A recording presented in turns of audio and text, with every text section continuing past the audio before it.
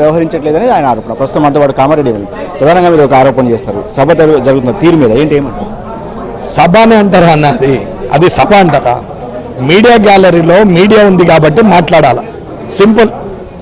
నేను మాట్లాడితే టీవీలో వస్తా, నేను మాట్లాడితే నా కాన్స్టిట్యున్సీలో చూస్తారు, వెబ్ ఛానల్లో వస్తుంది.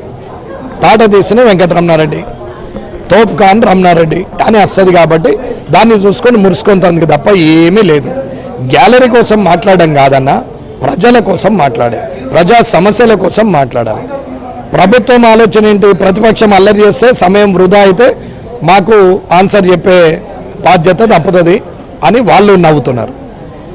ప్రతిపక్షం ఏమున్నది? అల్లరి చేస్తే ప్రభుత్వంను బదనాం చేయొచ్చు, మేము రాబోయే కాలంలో అధికారంలోకి రావచ్చు అని వాళ్ళు చూస్తున్నారు. అన్న, నేను ఒక పార్టీ వ్యక్తిగా మాట్లాడుతున్నా లేదా వెంకటరమణారెడ్డిగా మాట్లాడినా ప్రజల పక్షంగా మాట్లాడమని చెప్తున్నాను. నేను ప్రజా సమస్యలు వందలు అన్న. సమగ్ర శిక్ష అభియాన్ ఉద్యోగులు ఆడ గత 15 రోజులుగా రోడ్డెక్కి ఉన్నారు. కేజీబీవీలలో చదువులు చెప్పే పరిస్థితిలో లేరు. ఇవాళ ఆర్టిజన్స్ ఎదురు చూస్తున్నారు అసెంబ్లీ దిక్కు, మాకేమన్నా లైన్మెన్గా ఇస్తారేమో అని. అన్మ్యాన్స్ మీటర్ రీడింగ్ చేసే ఎంప్లాయీస్ మాకు కూడా ఏదన్నా ఇస్తారేమో అని చూస్తున్నారు. ఆశా వర్కర్లు, అంగన్వాడీ ఆయమ్మలు, అంగన్వాడీ టీచర్లు, రిటైర్ అయిన ఉద్యోగులు, ఉద్యోగస్తులు, ఆఖరికి ఇటువంటి కద్దరు బట్టలకు పనికిరాని వెధవ కామెంట్లు చేసేవాళ్ళు, పనికిరాని పనులు చేసే ఈ ఎమ్మెల్యేలకు కూడా ఇవాళ భద్రతనిచ్చే పోలీసులకు దగ్గర 500 కోట్ల పైబడి డబ్బులు ఇవ్వాలా. నాకు వచ్చిన సమాచారం ప్రకారం రైట్ ఇన్ఫర్మేషన్ యాక్ట్లో ములుగు నుంచి మహబూబాబాదు, మహబూబ్ నగరు, సిపి హైదరాబాదు, సిపి రాచకొండ ఇవన్నీ కలిపి కొన్ని జిల్లాలు కలిపి నా దగ్గరికి ఒక సగం వస్తేనే 350 కోట్లు అయినాయి అన్న. 350 కోట్లు టీఏలు డిఏలు సరెండర్ లీవ్స్ పోలీసులకు ఇవ్వాల. 6,000 కోట్ల రూపాయలు ఉద్యోగస్తులకు, పోలీసులకు, రిటైర్డ్ అయిన ఎంప్లాయీస్కు, పెన్షనర్లకు కలిపి 6,000 కోట్లు ఇవ్వాలా. 1,00,000 కోట్లు పెట్టి ఏదో చేస్తా అంటారేమన్నా వీళ్ళకి చేయొచ్చు కదా. కానీ గత ప్రభుత్వం కంటే ఇప్పుడు జరుగుతున్న సమావేశాలు చాలా అర్థవంతంగా ఉన్నాయనేది ప్రభుత్వం వైపు నుంచి చెప్తున్నమాట. అర్థం లేని వంతంగా ఉన్నాయని చెప్పండి అన్న, అర్థవంతమైంది కాదు. ఎవరు చెప్పారు అర్థవంతంగా చదువుతున్నాయని?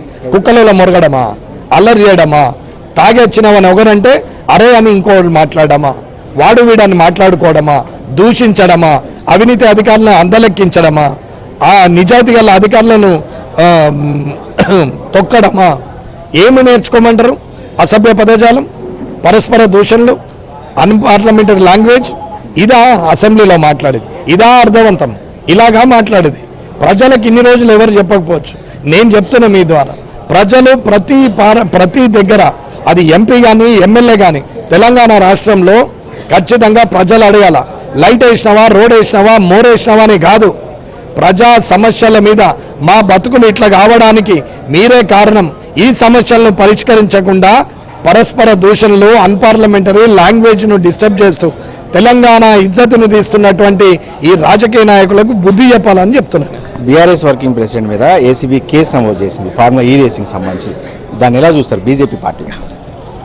గతంలో రేవంత్ రెడ్డి గారిని అరెస్ట్ చేసిరు గత ప్రభుత్వం.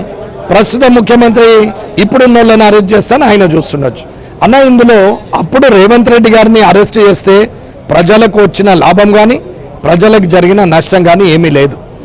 రాజకీయంగా పార్టీకి ఏమైనా జరిగితే జరగచ్చు, అది నాకు సంబంధం లేదు. ఇప్పుడు కేటీఆర్ గారు నిజాయితీ పరుడైతే, నిజంగా ప్రజల కోసమే చేసినట్టయితే, ఆర్థిక అభివృద్ధి కోసమే చేసినట్టయితే, ఈ తెలంగాణలో ఈ తెలంగాణ దేశంలోనే నెంబర్ 1 ఉండాలని ఈ కార్ రేసింగ్ చేసినట్టయితే నీకేం భయం? అరెస్ట్ చేస్తే కోర్టు ఉన్నది, కోర్టులో చూయించు, సాక్ష్యాలు లేవు, వదిలేస్తారు. నువ్వు నిజాయితీ పరుడైనప్పుడు దొంగ సాక్ష్యాలు అయితే చెల్లవు కదా. కోర్టు జ్యుడిషియరీ కూడా బ్రైబ్కి అలవాటు అయిందని మీకు అనుమానం ఉంటే నేనేం చేయలేను. కానీ జ్యుడిషియరీ మీద నమ్మకం ఉన్న ఒక శాసనసభ్యునిగా నేను చెప్తున్నా, నిజాయితీ పరుడు నువ్వైనప్పుడు నువ్వు అరెస్ట్ అయినా తిరిగి సచ్చిల్లుడిగా బయటకు వస్తావు. దీని మీద అనవసరమైన ఇబ్బందులు పెట్టడం, రాష్ట్రం అంతా గందరగోళం అవుతుంది అనడం ఏమవుతుందండి? ప్రజలందరూ రోడ్డు మీద ఉన్నారు, ఇబ్బంది పడుతున్నారు. అదే ఆలోచించకుండా ఓనాడు తెలంగాణ తల్లి అని చెప్పి, ఓనాడు ఆటో రిక్షాలు అని చెప్పి, ఓనాడు రైతులు అని చెప్పి మీరున్నప్పుడు చేసింది ఏమున్నది, ఇప్పుడున్న వాళ్ళు చేసేది ఏమున్నది? దీన్ని బట్టి నాకు అర్థమవుతుందంటే రేపు వచ్చే ప్రభుత్వాలు కూడా ఇదే పద్ధతి కొనసాగిస్తారు. మూర్ఖులే ప్రభుత్వాలను ఏర్పాటు చేస్తారు కానీ మంచోళ్ళు అయితే ఉండరు అనుకుంటున్నాను. 57 మంది కొత్త శాసనసభ్యులు ఉన్నారు. వీళ్ళందరికీ డెకోరం పోతున్నది. ఖచ్చితంగా గౌరవం పెంచాలా శాసనసభ అనేది అందరికీ ఉంది. కాబట్టి దయచేసి అందరూ కూడా రానున్న సమావేశాలు కూడా ఉందాగా జరగాలని కోరుకుంటున్నాను. కేంద్రంలో ఉన్న బీజేపీ ప్రభుత్వం ఇక్కడ కాంగ్రెస్ ప్రభుత్వం కలిసి కేటీఆర్ మీద కేసు పెట్టారనేది బీఆర్ఎస్ పార్టీ ఆరోపణ. పర్వాలేదండి, వీనికి కష్టం వచ్చినప్పుడు వాళ్ళిద్దరు ఒకటి, వానికి కష్టం వచ్చినప్పుడు వీళ్ళిద్దరు ఒకటి. కొడుకు కష్టం వస్తే అత్త కోడలు ఒకటి, కోడలకు కష్టం వస్తే తల్లి కొడుకు ఒకటి, తల్లి బిడ్డకు కష్టం వస్తే కొడుక్కి వేరొకటి. ఇంతకు తప్ప వేరే చెప్పలేను. ఎవరికి అవసరం ఉన్నప్పుడు వాడు అక్రమ సంబంధం కట్టేస్తాడు, ఎవరికి అవసరం ఉన్నప్పుడు వాడు తోడ సంబంధం మొదలు పెడతాడు. కానీ ఇక్కడ ప్రజల సంబంధాన్ని ఎవరు చూడట్లేదు. కాబట్టి అనవసరమైన ఆర్గ్యుమెంట్లకు సమయం వృధా చేసుకునే వ్యక్తిని కాదు. వ్యక్తి గురించి వ్యవస్థ ఆగదు. వ్యవస్థలో ఉన్న సమస్యల గురించి వ్యక్తులు మాట్లాడాలి కానీ వ్యక్తి సమస్య గురించి వ్యవస్థ మాట్లాడకూడదని నేను చెప్తాను. ఇది మొత్తంగా కాటిపల్లి వెంకటరమారెడ్డి చెప్తున్నారు. కేటీఆర్ సచీలుడు అయితే ఖచ్చితంగా కోర్టుకు వెళ్ళి తన నిర్దోషిత్వాన్ని నిరూపించుకోవాలి. ఖచ్చితంగా కేసు నమోదైంది కాబట్టి ఆయన న్యాయస్థానంలోనే తేల్చుకోవాలనేది కాటిపల్లి వెంకటరమారెడ్డి చెప్తున్నారు. Video journalist అజయ్తో Naresh ఎల్ఎంశెట్టి, ABN Andhra Jyothi.